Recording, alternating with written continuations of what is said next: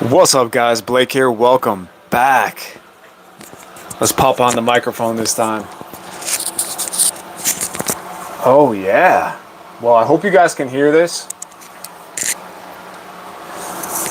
To be honest, the last live I did, the audio kind of sucked. So here I have some oranges.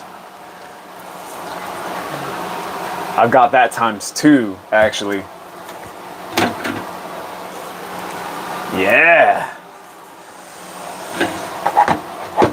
The jug is ready to fill up. Boom. All right. And then as you can see, there is my hand pressed juicer right there. If you guys want to know kind of like my method and mayhem and process of all this, you can check my next live. But this one, I'm just going to kind of casually hang out with you guys as I make my juice, because I would otherwise just be having a nice conversation with myself, which is not bad either. I've been seeing a lot of the raw foodist people and even like the motivation people talking about this a lot, like on Instagram, YouTube, saying that it's so good to make some alone time for yourself and to spend time with yourself. Well, I can tell you that as somebody who's on day 24, that's right, day 24 of a juice fast, you can start to feel a little bit isolated. Every time I go to a party or I've gone to some sort of gathering or whatever in the past over 3 weeks now, I've just been the dude bringing the watermelon juice to the party. And what I end up doing is I just end up preaching this lifestyle. And it energizes me to do that and to talk about that with all the people there. So, some people are interested. I met my friend Byron, who was really a cool dude. Jace, what's up? What's up, Jace? Appreciate you guys coming in. Just making some orange juice, as you can see. I'm at my kitchen in Florida. If you guys want to shout out where you're at, comment down below. What's up? It is all good, you guys. We are making some orange juice. I'm on day 24 of my juice fast. This is the second juice fast that I've done.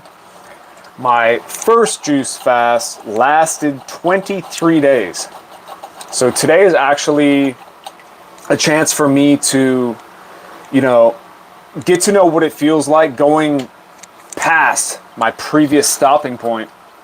I feel a lot better in this juice fast just overall, because your body does kind of like know what's going on after it's already been through it one time. And so that was really cool, to beat that milestone. I'm still not sure exactly how long I'm going to actually go for, but, there's a couple magic numbers I have in my mind. The number's not important, guys. What's important is that you get done what you need to get done in that fast. I feel like in my first juice fast that I did, I got the bulk of the gunk out. Oh, thank you so much, Jace. You're the man. Man or woman, I'm sorry. I can't see your picture. Chrome Ice. So yeah, you guys, the first one, got the big stuff out. I got the bulk of the stuff out. And I could even tell before I would, eliminate some of this gunk from my body, that almost like I could tell what it was. It was like the weirdest thing, because my body could sense it. It was like a craving, but not the sensation of oh, I just have a full belly of rice, or I just had a full belly of whatever. Man, it was kind of weird. But on this one, I haven't really had any of that, but I've had some crazy mood swings and some crazy sort of spiritual detoxing and mental, emotional stuff coming up, and doing some deep shadow work this time around. And I'm not mad at that, you guys. We all can, you know, spend some time and see if there's anything that we're holding in our belief system, anything that we're holding in our mind and our thoughts that are affecting our thought patterns, our, you know, behavior patterns that's holding us back. Just like the stuff inside you is going to hold you back. You know, people think that, you know, that they, just because they're not gaining weight or because they're really young, that they can just kind of like get away with eating junk. No, no, no, no. You know, we're all, you know, we have varying degrees of sensitivity and enzyme content to break the gunk out and get it out of us. You know, we have different genetics. Some of us have like what's called like a really strong constitution, and we can just process like no other, you know, like we could digest a 2x4 if we wanted, but it still adds up over time. Those little toxins, they can go into all the nooks and crannies of your body and get stored in your fat and everything else. So on this juice fast, I think I'm losing a lot more body fat. And what I literally, and this is just like, I'm not a doctor or a scientist or whatever, but I literally feel like what's happening is as my body's burning fat, whatever toxins are stored in my fat are like getting loose in my bloodstream before getting eliminated. And so I think that's why I get like these like swings where, you know, like I'll eliminate some stuff, feel really good, and then on the other side of that, I'll start to kind of like get, after maybe a day, 2 days, low energy, you know, my mood's kind of low, my thoughts are like super intense, and I'm like, oh my gosh, I need to solve like all of my problems and all of the world's problems in one day. And then sure enough, I have another elimination, and then I feel better again. But then cumulatively, after every little like up and down that I've had throughout these last 24 days on this juice fast, I have just felt overall better and better and better and better. And I kind of like lose track of how old I am. I'm actually 39 years old, guys. And I don't feel like it, okay? But, you know, before this fast, I took some before pictures, and I was like, man, I'm not the biggest fan of how those were coming out. Now, granted, that was my first stint of like maybe, I guess, 6 months, 7 months almost. Well, yeah, 6 months of being all entirely raw. So I probably was going hard on the cashews, going hard on the walnuts, going hard on all the fatty stuff, and the body will take some time to adjust to, you know, the different sort of food take, and not having animal proteins, and, you know, not having all the cooked starches. You know, the body takes a little while. You know, a couple years leading up to that, I was not at the same level of fitness as I was in my personal training career, which was like 2020, 2021, 2022 was like kind of like when my career was at its peak, and I was just absolutely shredded, full 6-pack abs, everything else. So, and you know, I kind of want, you know, I want to get back to that, but I couldn't sustain that same level of output because, I mean, I was a personal trainer, and the reason why I was burning so many calories and, you know, in such amazing shape is because I was working out like literally all the time. Sometimes I think my record is I had like 13, you know, sessions in one day, whether it was a class or a client or whatever. I mean, that's kind of ridiculous. Even if I wasn't doing all those workouts, I did about half of them. And then for the other half, I'm lifting weights up and handing them to people and all that stuff. So, you know, that's not really a sustainable lifestyle. It kind of burnt out my adrenals, kind of burnt me out on the career a little bit. So I took a couple of years to just kind of like discover myself and rediscover who I was. Take take a journey down Blake Lane, if you will. So I ended up getting back into kayak fishing a little bit, and you know, doing shadow work on myself, really doing a lot of research in my field. Like, what is it that's a sustainable, you know, offering that I can bring to humanity and bring to the world to really help people, you know, with their health and fitness. And I just knew something deep inside was like calling me to just keep going on my journey, because at any point in time I could have kind of like stopped and been like, hey, I'm good, and pursued other things, or just basically just maintained at that level of consciousness that I was at. But I kept on pursuing until, you know, I came across a lot of people talk about doing a fast. You know, it's in the religious texts. You know, it's really good for like a detox. And so I started doing a couple water fasts. And then that, of course, you know, you're like searching water fasts on YouTube. And then, so juice fasting comes up. And a lot of the juice fasting, you know, is the same people that do that are the people that do, the same people that juice fast are the people who are like the raw foodists, the raw vegans and everything. And that got me into this realm.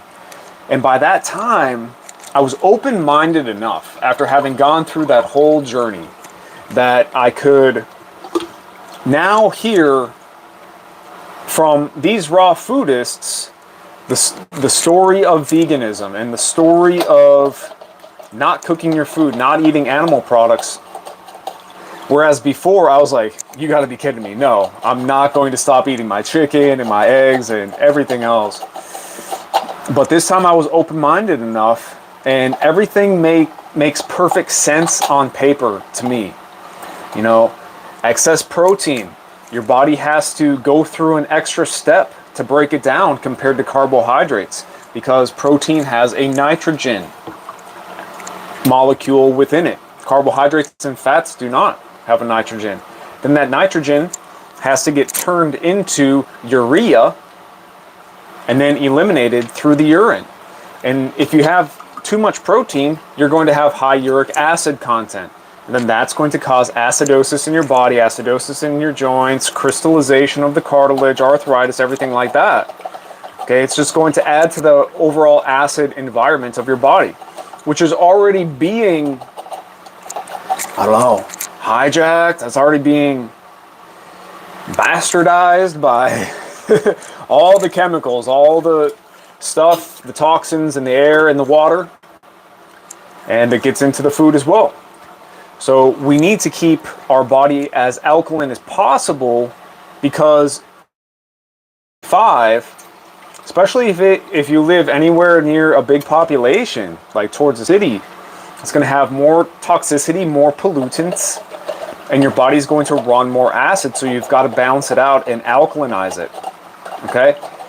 And this made perfect sense, because when I originally lost 100 pounds in high school, the diet that I found after researching, not on Google, guys, remember I'm 39, after researching at good old Barnes & Noble, I came across the alkaline diet, which states that basically here are the foods that help your body stay alkaline, that we encourage that you eat, or that are encouraged to eat. And then here are the foods that are acid, that you should eat less of or avoid altogether. And it's kind of gives you like the actual food pyramid, not like the fairy tale food pyramid that is given to you in school. And so I just was like, all right, so no processed food, especially not like gluten and, you know, wheat, like pasta and bread. Let me eat that stuff very sparingly, if at all. But what I can eat here are like the whole foods, okay, potatoes and rice. So that's going to be like my main carbohydrate source. All right, from meat, you know, chicken and fish, that's going to be less acid forming than obviously pork and beef. So rarely, if ever, ate beef after that moment. And then, you know, you've got your fruits and your vegetables. and I already liked salads. You know, I'll give that one to my mom. I'll give her a shout out that she would always eat, you know, these big, fresh, really good looking salads in the summertime in Minnesota. They're just so refreshing. How could you not? So I was like, all right, this is going to be too easy. I'm just going to start eating my whole foods and doing cardio. And you guys, I lost that weight like nothing after switching from eating candy bars and ice cream and God knows what else. But guess what? You know, I was also 16 at the time, 15, 16 at the time. It's very easy for somebody at that age to do that and bounce back relatively quickly. Although I do have like some loose skin from those times that kind of like mostly goes away, but it's still kind of there. I mean, it's mostly gone now because I've 24 days of a juice fast, but at certain points in my life, I've just been totally shredded, which if you saw what I look like, unfortunately, I don't have a lot of before photos. I'm going to try to compile what I do have and I don't know, maybe like upscale them because they're literally on like a physical photograph, but I don't have many photographs of when I was that size. But I can show you some, guys, and you're going to see like that's Blake. Oh my gosh. I mean, you can tell it's me, but it's like, you know, that's ridiculous. And I always wanted to just grow up and be this fit dude. And then I knew that everything was going to be cool. That was like the message in my mind. That was like my little, I don't know, like solution. And I think it came from some sort of divine source. Pretty wild stuff. Okay. You know, then fast forward, I'm, you know, doing these juice fasts and I mean water fasts, which led me to the juice fast and the raw lifestyle. And turns out that the raw foods are the most alkaline forming foods. Who would have thunk it? All right. Who would have thunk it? Now the alkaline diet itself never really went into like, you know, you're going to store all these toxins. You're going to have mucoid plaque in your body. It's going to get stuck there if you don't fast and eliminate it. You know, these little liver cleanses and liver flushes and kidney flushes and bile flushes and do them, okay? I don't think they really hurt much, but I don't think you guys understand. Like, it's so simple, but maybe sometimes it's just a little bit foreign to people because they don't know about it, because I definitely didn't know anything about this. I knew nothing about this, okay? I had maybe heard a whisper that you can have stuff in your colon that doesn't get eliminated. Okay, but we can have 5, 10, 15, 20 pounds, or a lot more in some cases, of not just gunk in our digestive tract, but toxic buildup in the actual cells, inside the tissues of any part of your body, you name it. Your earlobe, your nose, all right? Your throat, whatever, anything. And when you're fasting, what I'm noticing is all that stuff, it starts to come out and you start to feel more energetic and you start to look in the mirror. Sometimes you look a little raggedy than what you feel. That's what I call it in my mind. I'm like, oh, looking a little raggedy, boy. Because fasting is it's a thing. It's a non like active action that you're doing. I know that doesn't make sense, but I hope you understand that it's like a passive activity, that your healing modality, that your body is going into healing mode. So you can't expect to like be looking your primo best at all times, but in general, with the slimming down, the losing the weight, getting less puffy, you start to physically look, as you look in the mirror, you start to physically appear to yourself to be aging backwards, aging in reverse. And to me, that's just wild. That's just honestly wild. So I would recommend it to anybody to do a juice fast, all right? And then just start, maybe like how I started. Start considering, like, hold up. Let's look at what eating actually is. Let's look at what these foods actually do to our body. Let's look at what we actually need. Let's divorce ourselves a little bit away from the mainstream ideology, the mainstream food pyramid, all right? And let's consider, you know, what's been said a million times, let food be thy medicine and medicine be thy food. So if that's the case, then is what we're eating medicinal for us, or is it harmful? And by harmful, you can call it an inflammatory food, or I just call it an acid-forming food or a mucus-forming food. These are the foods we should eat much less of in varying degree depending on what the food is. It's kind of like a spectrum. And or avoid altogether.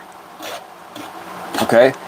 The raw vegan people, they just take it to a whole nother stratosphere, and they just eliminate, you know, all the cooked food and all the, you know, the starches especially, because you learn that these cooked foods, the processed oils, the starches, the heavy protein meats, that is what creates that plaque inside of your body.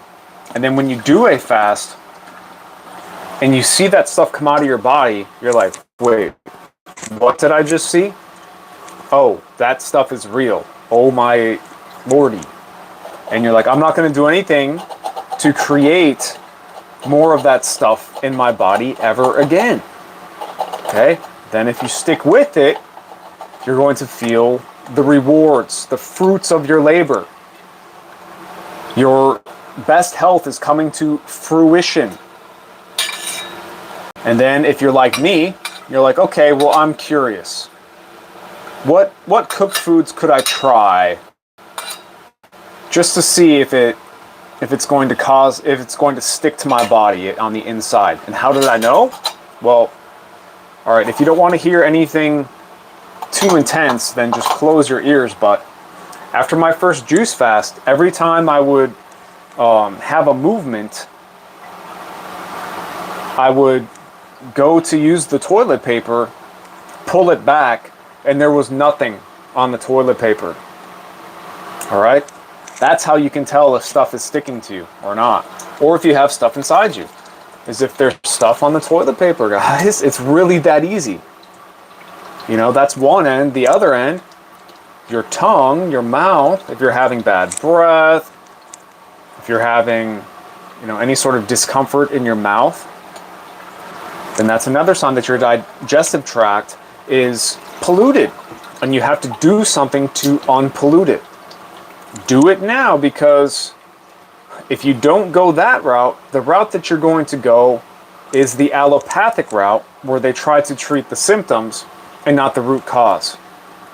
Now, besides actual physical, mechanical damage, deformity to the organs, the glands, the tissues, you know, you have an injury, if you had a surgery before, removed some lymph nodes or tonsils, or if you know, were born with a smaller kidney or anything like that. That's one potential cause of certain health problems, of course. That one's obvious, all right? But that one's actually the more rare option. That's the rare of the two causes. The more prevalent, by far, above and beyond, of the only two causes of basically all of health problems is toxemia, okay? And you get toxemia inside your body from toxemia that exists outside the body, okay? How does that happen? It happens through breathing. It happens through your skin absorbing it, whether it's you're swimming in some toxic stuff, or you're just the air around you is bad, and you actually do respire, or you do breathe through your skin and absorb liquids through your skin. So all the makeup, all the creams and lotions, and you know, like SPF that you're spraying on, that stuff gets inside you. Okay, so that's a big one. Yes, that's a big one. Okay, but what's probably the biggest one that moves the needle the most, the heaviest hitter of all of the ways that you can get toxins from the outside of your body on the inside of your body? That's right. It's by eating them. It's by putting them down here. All right. We know that we need to filter our water. We know we should probably be drinking spring water or some sort of, like, you know, I use distilled water. Some people use RO water. Some people use, which is reverse osmosis. Some people use hydrogen water. You know, I use distilled water. That way I know there's just literally nothing in there. All right. That one's, you know, pretty easy. Air.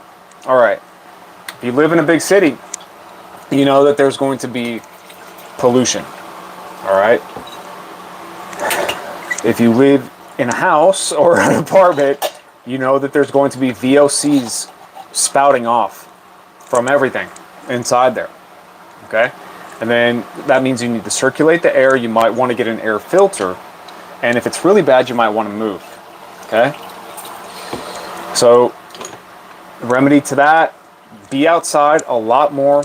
Don't be around busy, polluted areas, and make sure that you treat your home and air out your home and have the proper controls in place to treat the air quality inside your home. So good drinking water, good air quality, and then what else? What does that leave? It leaves the biggest one, which is the food that we eat. All right? If you have to get your food at a grocery store, just like 99% of us, the best thing that you can do is wash all the food that you get. You can buy as much organic as you possibly can. Sometimes that's not financially feasible for people. And sometimes I've noticed that the conventional non-organic food is actually better quality than the organic. All right? At least in terms of freshness and like plumpness and how much water content is actually still inside the fruit or vegetable. But you gotta wash it. Even the organic stuff, guys. Wash, wash, wash. All right? The best thing to do is to get the food from a local farmer or grow it yourself, or both. You can sprout. You can have microgreens right inside your house. You can have a little mini micro garden in the back or by a window. Okay? You'll be able to physically tell and feel the better quality of the homegrown stuff that you just picked from the dirt, and then you're instantly eating it. There's something amazing about that I can't even really describe. It's so different than the store-bought stuff, you know? So different. But you gotta do what you gotta do, okay? Worst thing you can do is not buy produce and buy all the frozen stuff, all right? All the processed stuff. Don't get that stuff. Don't eat that stuff. Start eliminating that stuff from your diet. Learn to cook. Learn to get fresh ingredients and start there. Start by learning to cook and prepare fresh ingredients. Don't feel like you need to be all raw and solve the world's problems all in one fell swoop. You're not going to. I've been working at this for 23 years, and now I'm just now in this past, little over 2 years, I've been getting into the fasting and the raw foods and eliminating almost, besides what you could find in the produce section, eliminating almost everything else from my diet. And just like I would always say back in the day, the 80-20 rule, I don't label myself as anything. I think that our species is built to thrive on natural produce, fruits, vegetables, and to a lesser degree, nuts and seeds.